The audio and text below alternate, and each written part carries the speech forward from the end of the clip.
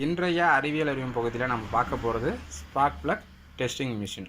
அதாவது ஸ்பார்க் ப்ளக்னு என்ன கேட்டிங்கன்னா, நம்ம டூ வீலரில் வந்து இன்ஜின் இருக்குல்ல, இன்ஜின் மேலே வந்து ஒரு ஒயர் போய்ட்டு ஜாயிண்ட் ஆகி இக்னிஷன் பண்ணி அதன் மூலம் தான் வந்து நமக்கு வந்து இன்ஜின் வந்து ஸ்பார்க் ஆகி உள்ள பெட்ரோல் ஃபயர் ஆகி நமக்கு வந்து வீல் மூவ்மெண்ட்டு கிடைக்கிது. ஸோ இப்போ நமக்கு வந்து இப்போ நார்மலாக வந்து எல்லாருமே வந்து பைக்கை ஸ்டார்ட் பண்ணுறப்ப சில சமயம் ஸ்டார்டிங் ட்ரபிள் கொடுக்கும். உடனே சொல்லுவாங்க ஸ்பார்க் ப்ளக் சரியாக இருக்கான்னு பார்க்கணும்னு சொல்லுவாங்க. அதுதான் மெயினான ரீசனு. அதில் கார்பன் படிஞ்சிருந்தாலோ இல்லை ஹை வோல்ட்டில் ரொம்ப ஓவர் வோல்டேஜ் கரண்ட் போயிருந்தாலோ கண்டிப்பாக வந்து ஒர்க் ஆகாது. அது ஒர்க் ஆகுதா இல்லையான்னு கண்டுபிடிக்கிறது தான் இந்த எக்ஸ்பெரிமெண்ட்டு, இந்த செட்டப்பு. இதில் அந்த ஸ்பார்க் ப்ளக் இதை வச்சுருக்கோம் பாருங்கள். இதுதான் ஸ்பார்க் ப்ளக்கு. அதுக்கப்புறம் பக்கத்தில் பார்த்தீங்கன்னா ignition, high volt ignition coil வச்சுருக்கேன். 20,000 kV வரைக்கும் உள்ளே வந்து ஹை வோல்ட் கரண்ட்டை கொடுக்கும். இது வந்து 12 வோல்ட்டு 5 amps டிரான்ஸ்ஃபார்மரு. பக்கத்தில் உள்ளது பிரிட்ஜ் ரெக்டிஃபயரு. இந்த யூனிட் வந்து டைமிங் கண்ட்ரோல் யூனிட்டு. இந்த டைமிங் கண்ட்ரோல் யூனிட்டை வந்து அதுக்கான பவர் சப்ளை கொடுக்குறது 9 வோல்ட் பேட்டரி பவர் சப்ளை கொடுக்குது. பக்கத்தில் உள்ளது வந்து டைமிங் கண்ட்ரோல் யூனிட்டு. இது பிரிட்ஜ் ரெக்டிஃபயரு. இந்த செட்டப் வந்து 12 வோல்ட்டு 5 amps டிரான்ஸ்ஃபார்மர். வர வோல்ட் வந்து பார்த்திங்கன்னா இது 230 வோல்ட் இன்புட் ஆகுது, அவுட்புட் வருது வந்து 0-12 வருது. வர வோல்ட்டை ஏசி வோல்ட்டை டிசி வோல்ட்டாக மாற்றுறது தான் வந்து இந்த பிரிட்ஜ் ரெக்டிஃபயரோட வேலை. இப்போ நம்ம கண்ட்ரோல் சர்க்யூட்டில் கொடுத்தாச்சு. கொடுத்தப்பறம் அவுட்புட் நேரம் எங்கே போகுதுன்னு கேட்டிங்கன்னா நமக்கு வந்து இந்த இக்னிஷன் காயிலுக்கு போகுது.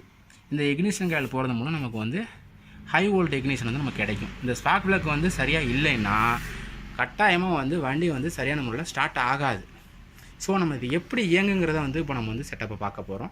இப்போ நம்ம எப்படி ஒர்க் ஆகுங்கிறத பாருங்கள். இப்போ வந்து நம்ம வந்து செட்டப் ஆன் பண்ணிட்டேன்.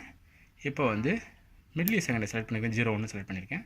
இப்போ நான் ஓகே பண்ணிக்கிறேன். இப்போ வந்து உங்களுக்கு டைமிங் கண்ட்ரோல் வந்து கரெக்டாக வந்து விட்டு டச் ஆகுது. இது ஒரு இக்னிஷன் பாயிண்ட் சொல்லுவாங்க.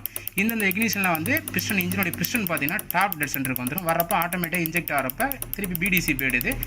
பிடிசி வந்து டிடிசி வரது வந்து இதனாலனா ஃப்ளைவீல் மூலம் மேலே வந்துடுது.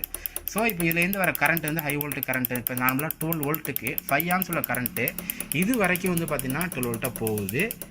அதுக்கப்புறம் பார்த்திங்கன்னா ஆட்டோமேட்டிக்காக வந்து 20,000 kV மாறுது. இப்போ பாருங்கள் உள்ளார வந்து இக்னிஷன் ஆகுறதை நீங்கள் பார்க்கலாம்.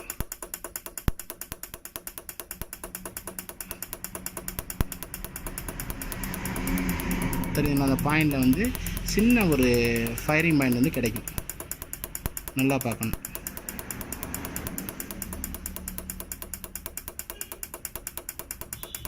இந்த ஃபயரிங் பாயிண்ட் தான் வந்து ஃப்ளக் வந்து சரியாக இருக்கா இல்லையாங்கிறத கண்டுபிடிக்கிறதுக்கான செட்டப். இந்த ஃப்ளக் வந்து இப்போ நல்லா பர்ஃபார்மன்ஸ் இருக்குது. ஸோ இதை வந்து வெஹிக்கிளில் பயன்படுத்தினா கண்டிப்பாக வந்து வெஹிக்கிள் வந்து நல்லபடியாக ரன் ஆகும், நல்ல மைலேஜ் எஃபிஷியன்சி இம்ப்ரூவ் ஆகும். இல்லை ஃப்ளக்லேருந்து சரியான முறையில் கரண்ட்டு வரலைன்னா 100% வந்து நல்ல ஒரு மைலேஜ் கொடுக்காது.